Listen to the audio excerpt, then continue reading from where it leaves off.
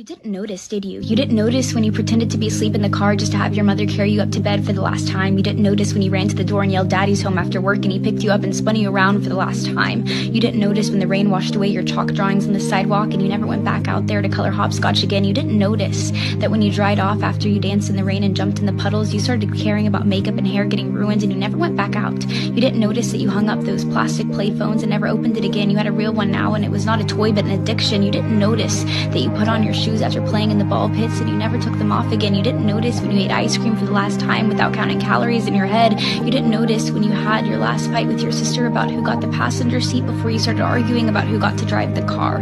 You didn't notice when you stopped believing in Santa Claus as the magic of Christmas was replaced with material wish lists. You didn't notice when you stopped believing in a monster that lived under your bed as it started to come out in the reflection of your mirror. You didn't notice when you went to field day for the last time, when you got your last participation trophy, when you kicked your brother's seat during a road trip for the last time, when you had your last play date with your Barbies, when you had your last Disney movie night with your family. You didn't notice that grandparents don't last forever. You didn't notice that your childhood cat wasn't eternal. You didn't notice your parents are growing up too. You didn't notice it, do you?